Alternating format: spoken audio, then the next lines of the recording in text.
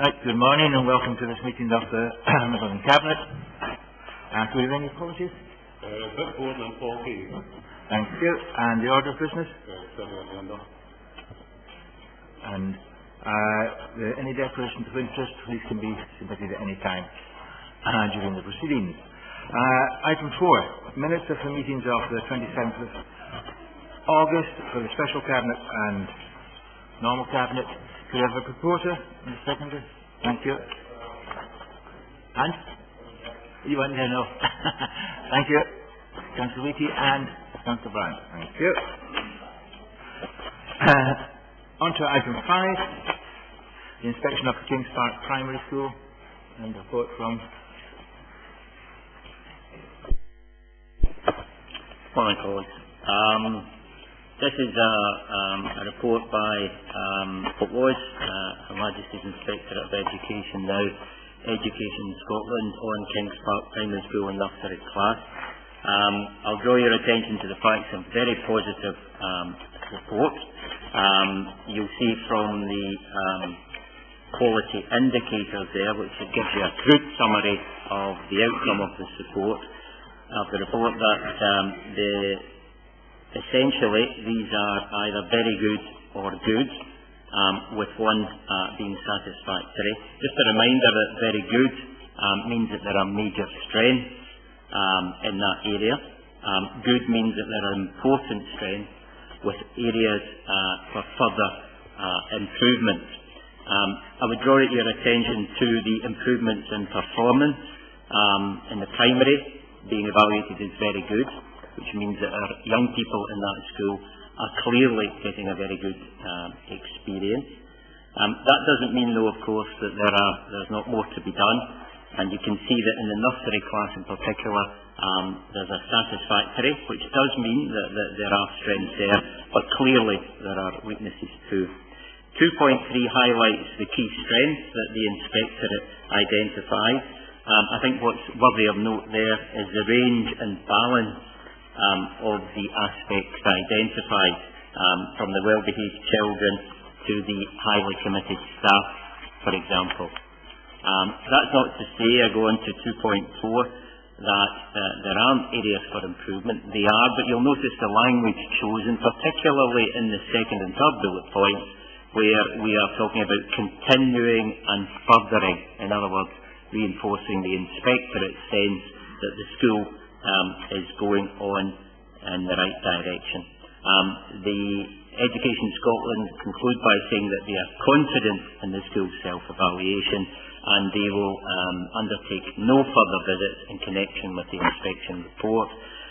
I would highlight, of course, that we in Midlothian Council will continue our engagement with the school and the nursery class in particular, because while we have a very positive report here, we continually strive for even more. And finally, in terms of the recommendations, you can see that we ask Cabinet to note the positive content of the report, and I think congratulations are in order for pupils, parents and staff for the journey that the school is on, and to reinforce again that we don't have any excellence in this report. It's a very positive report, but there is no evaluation of excellence, and that's something that we, all of us, including the school, will continue to strive for.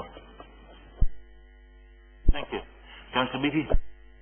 Thank you, Leader. I can't really say very much to add to what the Head of Education has already commented on, and I'm delighted to hear his final remark about the pursuit of excellence, because I think that's something everyone around this table will join with me in saying that's what we do aspire to for our children in Midlothian. I think it's really important to recognise that we have in our Head of Education someone who can speak from a position of substantial authority on the matter of such a report, given his previous role as an Inspector for Education Scotland. With that in mind, I think the comments made really do resonate with everything that we're in pursuit of, and I think it's important to recognise that Kings Park Primary has been a substantially well-respected and highly regarded school for many, many years. And it's lovely to see, and indeed welcome, to have it recognised that it is continuing to build on that success notwithstanding the comments of the fact that there is still work to be done. There is always work to be done, and I think that's important to acknowledge.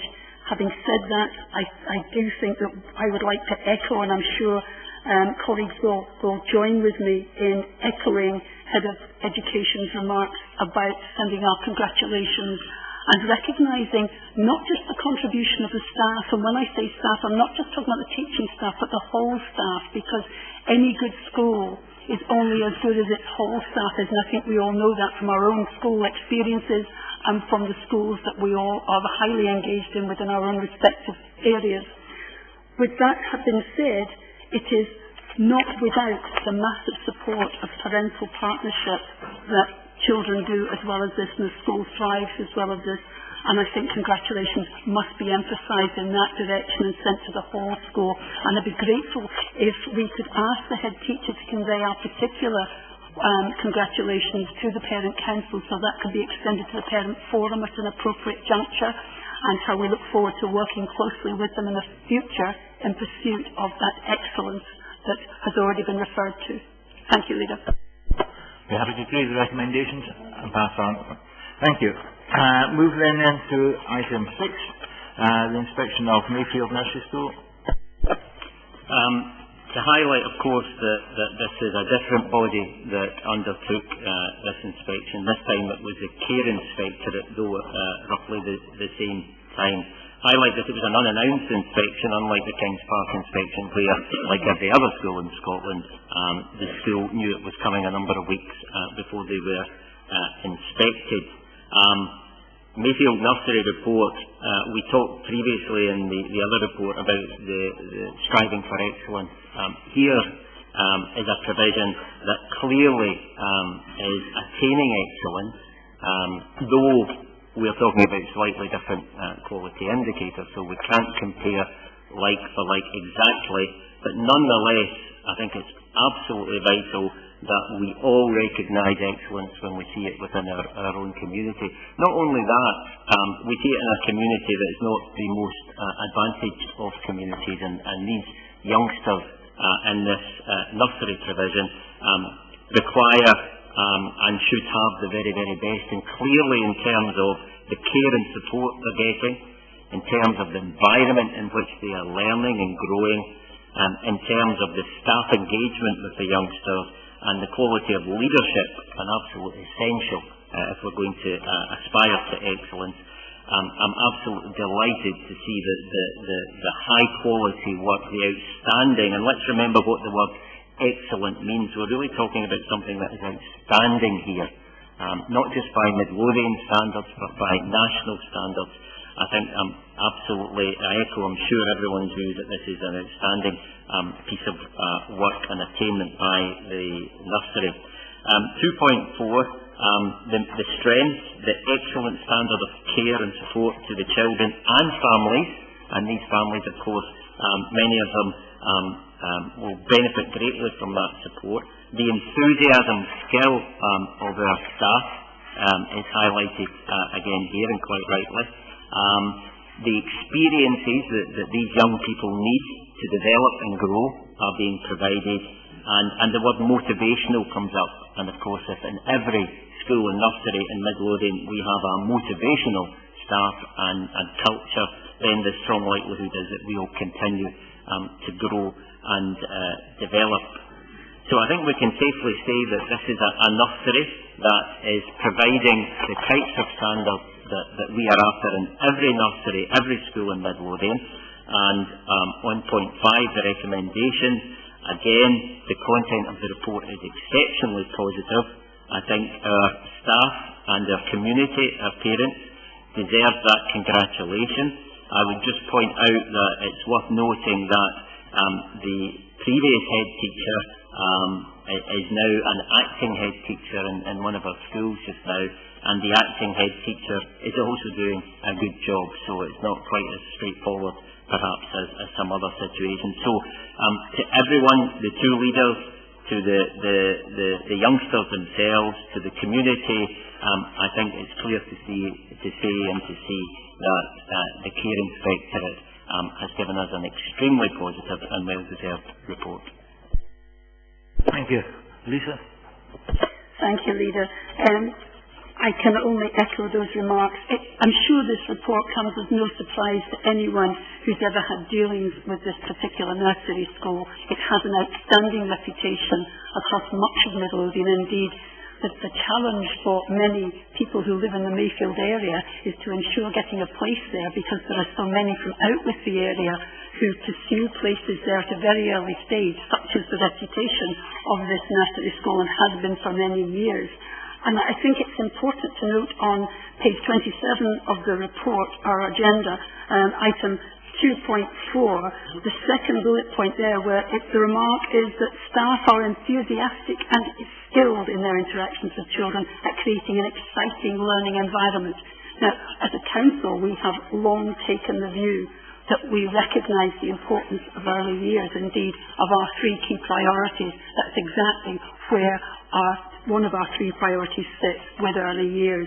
So to find that this exciting learning environment is playing exactly to that theme that we have such concern for is truly encouraging for us as a council, I believe. And I do very sincerely take on board the point that Peter has already made when he remarked on the previous leadership at this nursery. And Leader, I'd be grateful if we could make particular effort to ensure that our compliments and congratulations are sent to the former head of this nursery school, because these things aren't built in a day. These are long pursued goals, and the foundations have to be built slowly and carefully and with absolute determination and commitment. And indeed the previous head has done that, as is the current one also. And I think it's very important that we do recognise this. It's not often that we see this kind of report in one of our education inspections, and acknowledging that this is a care inspectorate report makes no difference. This is still a place of education as well as care, and for that I am truly absolutely thrilled. I can't say how thrilled I am. I'm sure others share that with me. Won't it be wonderful when we can see these reports coming from all our schools and all our nurseries? And with that, can I just suggest that we accept the recommendations with a heartfelt thank you to everyone involved in making this possible, and our very best wishes for the future. Good. Peter will pass on your comments, I'm sure. Can we go to accept the recommendations and on to item 7, the Midlothian Local Development Plan update, the progress from Ian. Thank you, Chair. This update follows the conclusion of the first major stage and the key public consultation stage of the preparation of the Midlothian Local Development Plan, it being the main issues report, which following approval by Council went out for public consultation from the 1st of May to the 31st of August, which is a 17-week period, which is well beyond the normal statutory 6-week period, which was in recognition of the importance of this particular stage in trying to ensure that we publicise and alert all of those with an interest in the plan, and to encourage them to comment. There was an intense and generally well-attended and received programme of consultation activities up to the end of June. So in other words, we got most of that through in the early part and before the school break. But then there was a further period right through until the end of August for people to comment. The details of that process are in part 2 of the report. And you also see a total of around about 2,100 responses have been received. And the most common items referred to are shown there in the table at paragraph 211. The process of analysis of representations received is now taking place, and that process will lead forward to engagement with members, potentially through seminar, and then eventually to the more formal parts of council consideration. A finalisation of the proposed plan, following that engagement with members and sounding out views from them. Formalisation of the proposed plan for submission to council, eventually for approval, and if gaining approval, the expectation is the publication of the proposed Midlothian Local Development Plan will be in the spring of 2014. The recommendations reflect that and are set out as in this report. Thank you. Owen? Yes, I could just commend Ian and his team for all the work that's undertaken in this consultation. It clearly is an extensive and wide-ranging consultation that's extended out to reach so many people. I think the recommendations are perfectly fine as they are.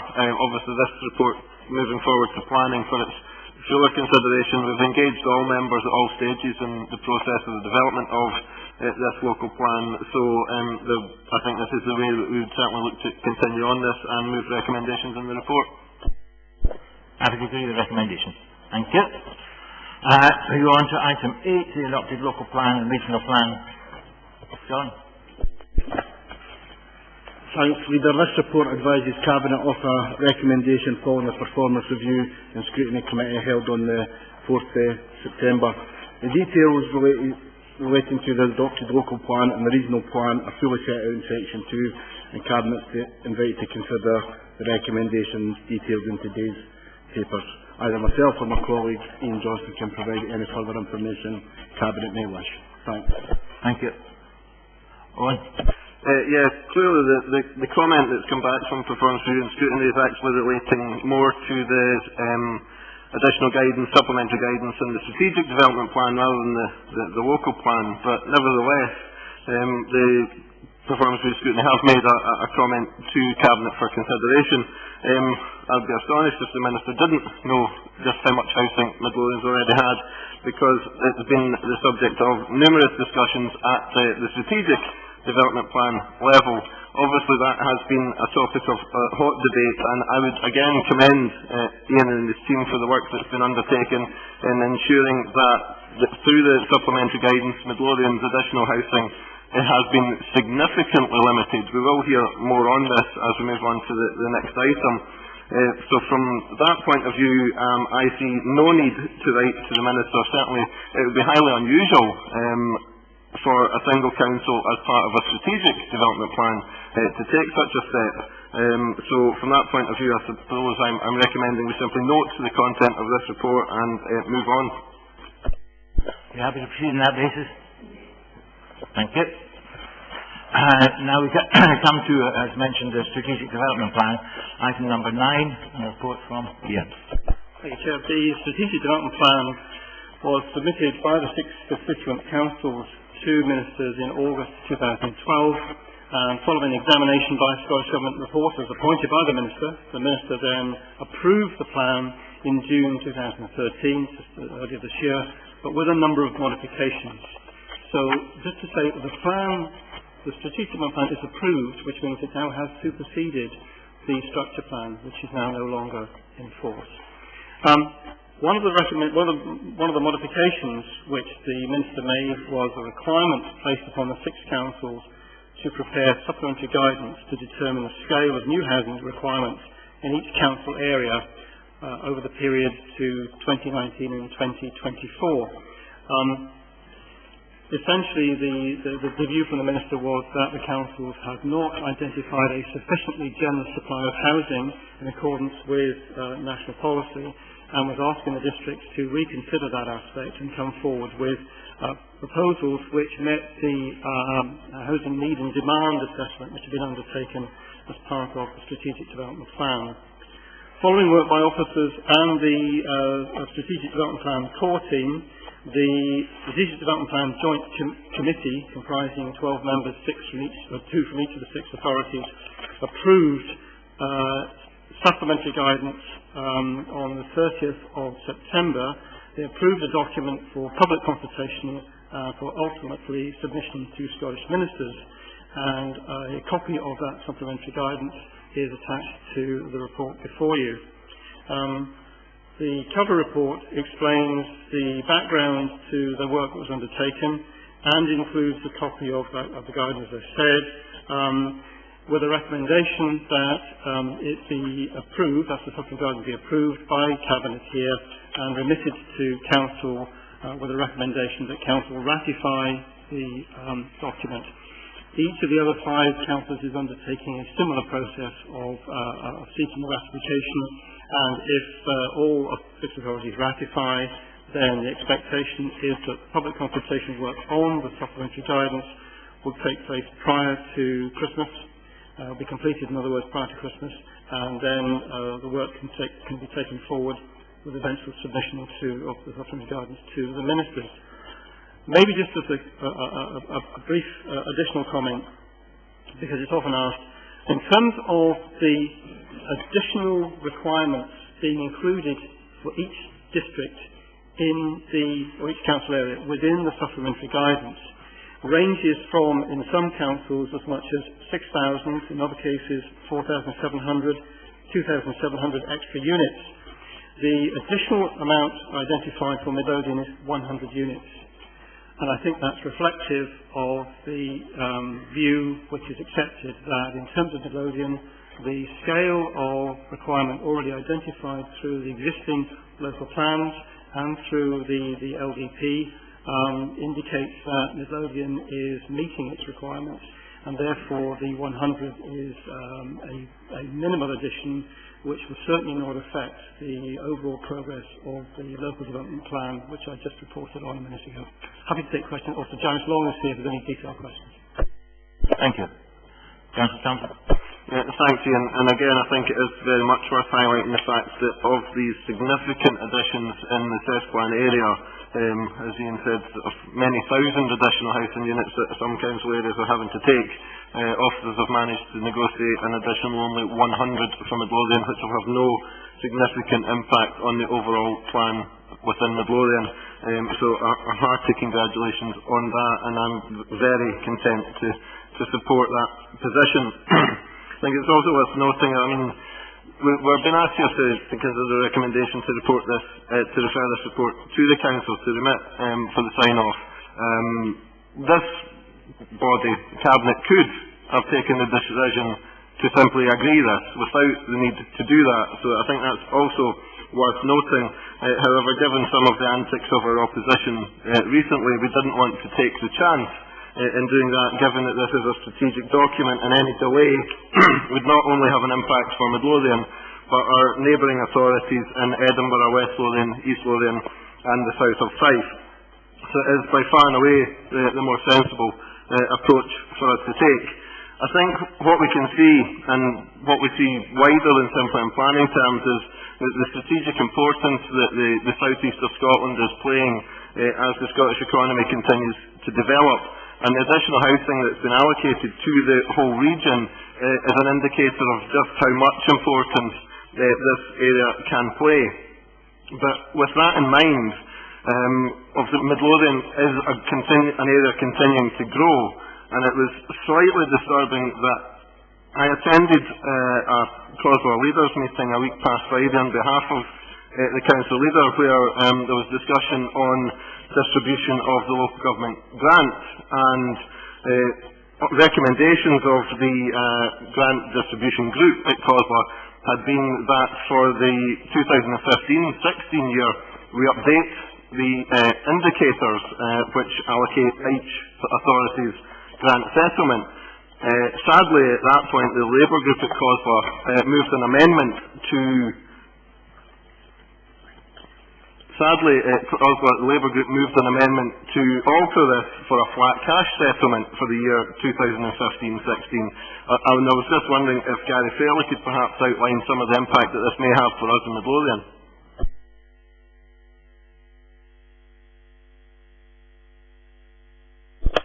Thanks, Chair. Normal practice in terms of the distribution of grant would be to update the numerous indicators and data sets that are used to distribute grant between authorities.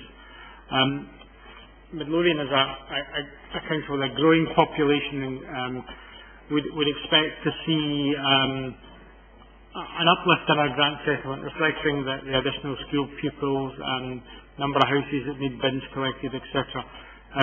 So the recommendations, understand that were made at that meeting, mean that yes, there would be to all intents and purposes, the grant for 14-15 would roll forward. There would be no readjustment.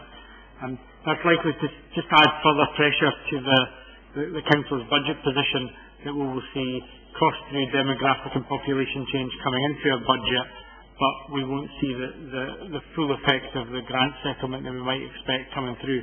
At present, I haven't been able to quantify the impact of that on our budget, but we will do that as required through the remainder of the budget process. Thank you. Thanks for that, Gary. I think it's deeply unfortunate that decision was taken, because that is going to clearly have implications for Midlothian and our budget as we move forward in very difficult future years. Hopefully, perhaps some of the members of our opposition group in Midlothian may have some conversations with their colleagues who did move this position and have created additional pressures for Midlothian. It's certainly not a good situation for us to be in. I think with that comment, Leader, I would move the recommendations in the report. I think it's a very strong report and one that we can take to Council and move forward on to meet the deadline for signing off. Happy to agree with the recommendations, and we can hope maybe the decision at Corscock would maybe get reversed. Moving on to item 10, we have procurement process comparison for schools. John? Thanks, Leader. This report invites the Cabinet to consider recommendations relating to the procurement of school projects across Midlothian. Cabinet are advised that a report was presented to the Performance Review and Scrutiny Committee, and Section 4 details the recommendations which Cabinet today are invited to consider. Thanks, Leader. Jim? Thank you, Leader. This administration monitors the procurement process of the Council extremely closely. I don't know how the previous administration did it, but we take our responsibilities extremely seriously. Any future procurement will be done in accordance with the Council regulations as agreed by the full Council. I propose we note this report. Thank you. We're happy to move to proceed on that basis and move to item 11, the proposed service change to service priority. John? Thanks again, Leader. This report also follows a Performance Review and Scrutiny Committee and invites the Cabinet to reverse the decision relating to the PPP maintenance target, which was set out in the papers presented to Cabinet on the 27th of August 2013. Details are once again set out in Section 2, and Cabinet are invited to consider the recommendation detailed in today's papers. Thanks, Leader. I think we're happy to accept that recommendation. Move on to item 12, the 20-mile speed limit in Lathwade Village. Report is on. Thanks again, Leader. This report also invites Cabinet to consider the recommendations relating to 20 mile per hour speed limits in Lathwade Village and across Midlothian. The details are set out in Section 2.2, and Cabinet are invited to consider the recommendations arising from the Performance Review and Scrutiny Committee. Thanks, Leader. Thank you. I'm sure it's very praiseworthy. 20-mile-an-hour limits has been introduced in Edinburgh and could well be worthwhile in Midlothian. However, this seeks to preempt the recommendation before that the Director of Resources to bring forward a report detailing a comprehensive strategy. It selects some areas which may not be, but I think it would be premature to act on this, and therefore I would consider that we take no action in this matter. And we have to proceed. Owen? So, I just wanted to comment. I actually found this quite interesting that essentially there was a call-in to delay a procedure to ask it to speed it up. It seemed slightly unusual. Also, when you take into consideration a previous call-in on the public conveniences, which were critical on the basis of a lack of information, that we're now being asked, no, don't give us the information, we want it done without any strategic assessment. So I simply make the comment, Leader, that I find it highly unusual. Leave it on that basis. Item number 14, Mayor's Bank House. Right. 13, sorry, that's the additional paper, the following paper. The funding bid. Report from Kevin. Thank you, Leader. This report sets out the opportunities for the Council to bid for... Excuse me, Leader, if I may interrupt. I'm actually moving to continue this item. The circumstances of the emergence of this paper are such that I would like more time for this to be considered and more information to come forward in order that we can fully reflect on it. Are we happy to proceed on that basis? In that case, we save time. Okay, we move Sorry to interrupt, Kevin. we move to continue this item. Thank you. Thank you. And that means now we can get to item 14, Mavis Bank House. Thanks, Chair. This report invites Cabinet to consider recommendations arising from the Performance Review and Scrutiny Committee. These recommendations related to proposed works at Mavis Bank House. Again, the details are set out in section 2 of today's papers, and Cabinet are invited to consider the recommendations. And again, either myself or my colleague Ian Johnston can clarify any points members may have. Thank you. Thank you. If we look to the original decision on the 27th of August, to recommend to the Council that in the event that the application to the Heritage Lottery Fund was successful, so the Council is not committed to any money unless £3.5 million is released for the progression of this very worthwhile project, which would produce a tremendous boost to Midlothian tourism and to the facilities. Therefore, I would move that we just reject the recommendation and continue as agreed by the Cabinet. Owen? I totally agree, Leader. And again, I think we have a strange situation where we have an opposition group who, as an administration previously, were fully supportive of the work around Mavis Bank House, yet now that they're in opposition are objecting to it. It just seems very strange to me. And maybe perhaps just a wider comment on the call-in procedure. I mean, when this group were in opposition, I think we used the call-in mechanism twice, taking exactly how seriously that was into account and only using it as a last resort to have decisions considered. We seem to be seeing an emergence of a very frequent call-in. I mean, I've actually looking through this agenda wondering which of two items are going to be called in the back of this, because it seems like we've had two items off the last 2 or 3 Cabinet agendas, and I'm very sorry, but when you see items like this in this situation coming forward called in, you do have to wonder what the reasons for the call-in are. Are they actually genuinely questioning the decision, or are they simply making mischief and causing extra work for the officer corps? I pose the question, but you do have to wonder. Absolutely back to your comments, Leader. Thank you. So we'll proceed on that basis. Item 15, the Scottish Government Regeneration Capital Growth Fund bid for Phase 2 of the Dalkeith High Street improvements. And Ian. Thanks, Chair. In May of this year, to recall, the Scottish Government announced further round of Regeneration Capital Grant Funds, which is aimed at economic regeneration and also town centre improvements. And they were looking to receive bids for schemes which could start in 2014. The very tight timescale for putting in the Stage 1 bids, so a Stage 1 bid was submitted to Scottish Government in June by the due deadline to extend the Dalkeith High Street improvements to the east of where they have finished, in other words, from the South Street junction all the way down to the entrance to Dalkeith Palace grounds. And the further details of that are given in the report, together with the likely contributions which a number of organisations and partners would have signed up for. Pleased to report the Stage 1 bid has been successful to the extent that Scottish Government have allowed the proposal to go forward to Stage 2 of the bidding process. And again, there's a fairly tight timetable for putting the Stage 2 bid in, has to be submitted by the 14th of October. And that, of course, is currently in preparation. Recommendations to note progress and reflect that, and to agree or seek for Cabinet to agree to a council contribution of £20,000 towards this £1.4 million scheme should the Stage 2 bid be successful. And obviously we'll be hearing in due course as to whether that's the case or not. I'm happy to leave it there, but Janice volunteers if there's more details that members require. That's very welcome news. This bid we saw the first stage opened by Fiona Hislop earlier on, and this is excellent news. Jamie? Thank you, Leader. I would like to commend the excellent work that's been done on the High Street from the Harrow down to Edinburgh Road.